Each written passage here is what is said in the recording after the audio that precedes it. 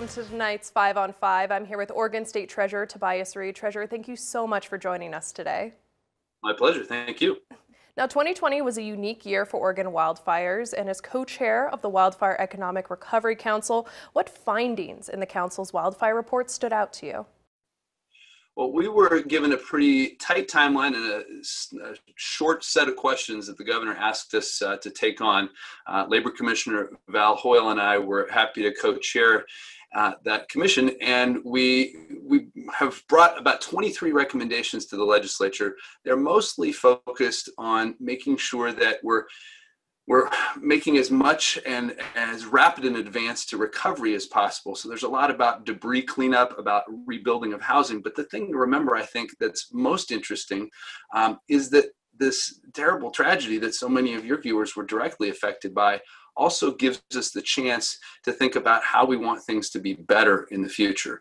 And in a part of the state that has been so left behind at times on the economic growth that's happened elsewhere in the state, we want to use that chance and recognize that if thousands of homes had been lost in one of our other major metro areas, it would have been recognized for the crisis that it is. Just because something like that happens in a rural part of the state doesn't mean it isn't a crisis. And so the legislature has these recommendations. Many of them are resulting in budget asks, but there are a number of policy implications that we hope will be part of the conversation as well.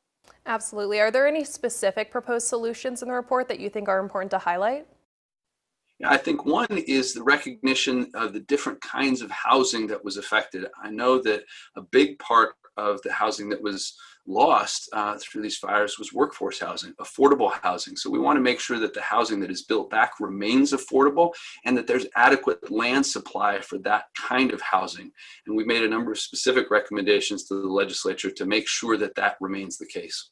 All right, we're going to take a quick break, but we'll have more with Treasurer Reed when we come back. Welcome back. Now, NBC5 News broke the story that the emergency alert system here in Jackson County wasn't used during the Alameda fire. In the council wildfire report, it highlights that issue and recommends investment into a statewide alert system. Could you expand on that?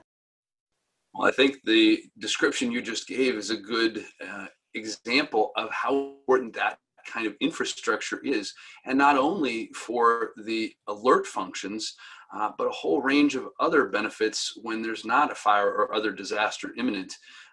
We found some real opportunities when it comes to broadband infrastructure, the chance to make sure that for safety, but for economic security, for economic development and education, we know that the broadband infrastructure is no longer a luxury, it's essential. So we have made some specific recommendations there. The governor put that into her recommended budget, and I know that the Labor Commissioner and I are fully behind making sure that the legislature makes a significant investment to broaden that access for people all over the state.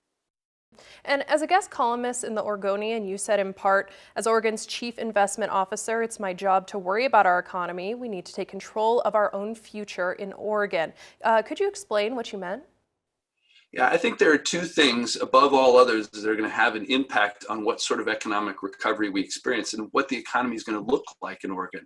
That's making sure that schools reopen safely. Of course, that involves vaccine distribution, and doing everything we can to support small businesses in Oregon. Give credit to the governor and the legislature for acting early in the pandemic, but it's time for us to be on offense, to be in control, and to have a coherent and consistent plan that's going to have an impact on those things so that we're in a position to succeed coming out of the COVID pandemic. What would you think some of those first steps in that cohesive plan should be or would be? I think the first thing above everything else is doing everything we can to get schools open. You don't have to talk to very many parents before you realize the kind of no-win situation people are in. Many people don't have the luxury of working from home, and in that situation, they face a difficult choice of what to do for their kids if schools aren't open. And even if they are lucky enough to be able to work from home, the idea of balancing work and remote learning is pretty untenable. That's why you see the participation rate for women in the workforce just dropped to a 33-year low.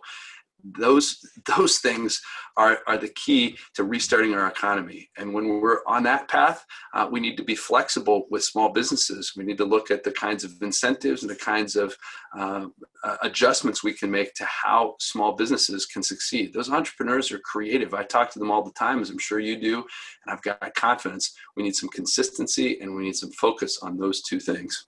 All right, thank you, Treasurer, for taking the time to talk with us. I know it's been a busy year and it doesn't seem to be slowing down. Thanks very much. We'll be right back.